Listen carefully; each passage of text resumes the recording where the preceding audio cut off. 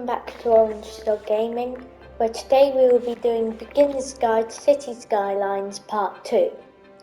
Starting from where we left off last time, we have our city growing nicely and we've just unlocked the fire department and the police department. So we can put these in our city now. The most important one is the fire department, because if you pop down a firehouse, that will prevent any buildings pretty much across your entire city from burning down. So once they deploy a fire engine, if the building is too far away, say like this house, and the fire department doesn't deploy it quick enough, the house will burn down and it will leave some rubble which you'll have to demolish, so then a new house can be built. There is the police department, which is like the same thing. It sends out police cars to investigate crimes and keeps the crime rate in your city low. These have a maximum of 10 police cars if you have your budget for them on 100%, which is the regular budget. And then the fire department has 6. So today we will be trying to unlock the high density buildings. There was also an update, so we have some new roads in. If you'd like to take a bit more of a look at that, check out the other video, which is City Skylines free new update. So to try and get our new high density buildings in, we're going to have to make a new residential zone. And to get some commercial, we're going to need some residential too, because this requires population rather than amount of shops. So if we zone all this in housing, people should start to move into the area, and then once we get up to 7,500 people, we will be able to put down the high density, which will really help your city. We've also got districts, which were just unlocked. Now districts, you can paint it by holding X and paint your district, and then you can select industry specializations, shop specializations, and also in some DLCs it gives offices and housing. We've also got monuments now, such as Statue of Wealth, Lazarette Plaza, Statue of Liberty, Winter Market, Chirpex launch site, and these which are from the free DLC which City Skylines has. As we expand the city, you want to keep an eye on the demand bars, because to get more people to move in, you need to have the right requirements for your people. Because green is residential, blue commercial, and orange is industry or offices, which you unlock with the high density buildings. You can also put in schools, I'm pretty sure, so you can pop down schools in your area so that people can get educated. If we finish off this zone here, just when we get 200 more pounds, and then we can fill in this road here. We also need to make sure they've got water, because otherwise they'll complain about water, and eventually if you don't give them water, they'll move out of their house and the building will become abandoned. So as we wait to build this all up, we can take a look at economy and make sure that this one here should be right down Because if you don't have the Natural Disasters DLC, or if you're playing on one of these snow maps, you don't need this at all. You can also take down some of our other budgets for different facilities, because we won't need all of them up at maximum. Otherwise, as you unlock more, there'll be more budgets at 100%, and then when you put down, say, a monument, it will charge you a load of money every week.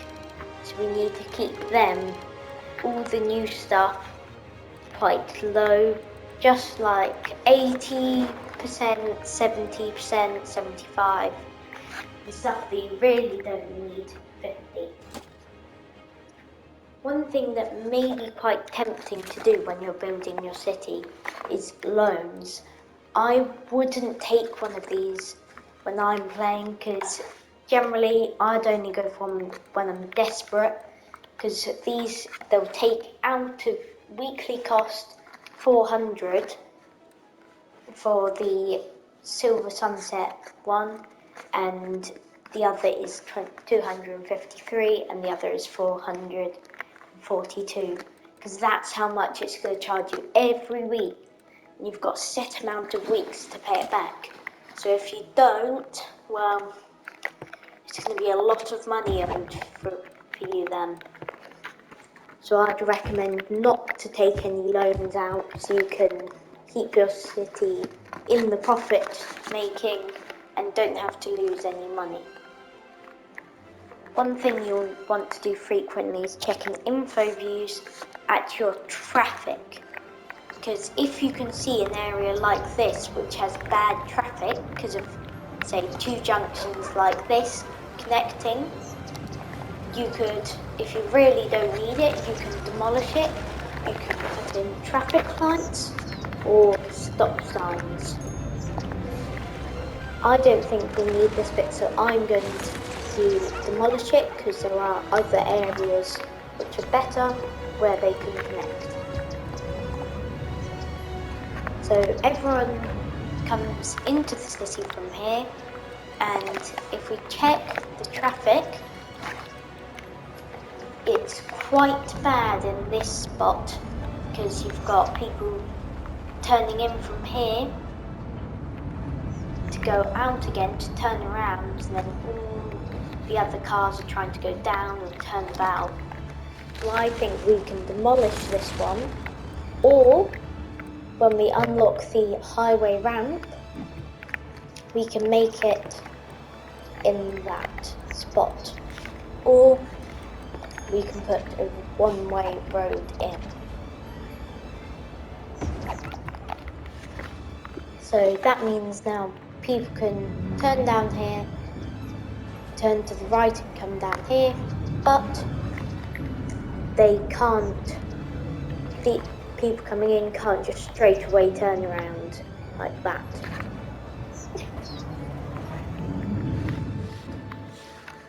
So you also want to keep an eye on this, because sometimes your electricity will drop down too much, and instead of getting a new power plant, you can just raise it up so they produce more electricity, so that you can power all the buildings in your city. When they start to complain about sewage, one thing you want to check is that, does your sewage outlet have power? Because if it doesn't, that means it won't be operational and it will count as a sewage problem. It will still work, but dirty water won't drain away as fast as it should. And that will make all your citizens complain. And you can also raise the water and sewage budget if it has got electricity. Then that should be able to handle all the sewage better.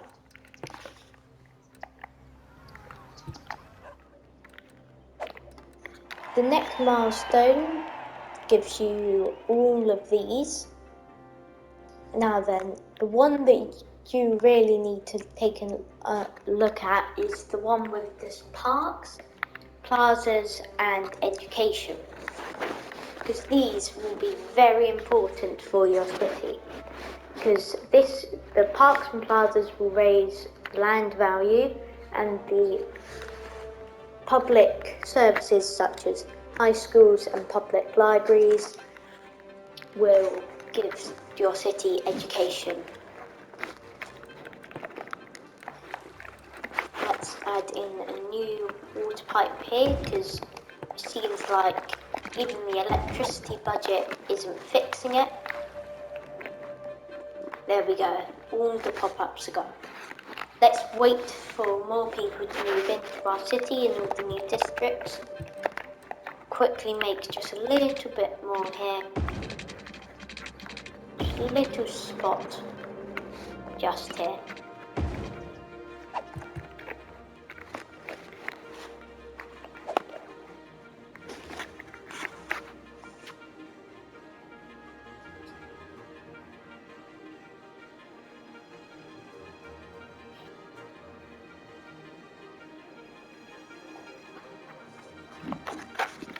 One thing you want to do is always keep an eye on if you're making a profit, because if it's red and you aren't making a profit and it says minus, say, 1,000,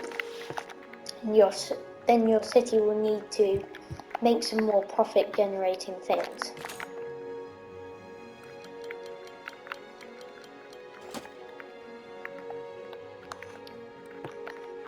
As you zone new areas, one thing that you 100% can't forget about is putting in water pipes, because if they don't have water pipes, they won't be able to live in their home like usual.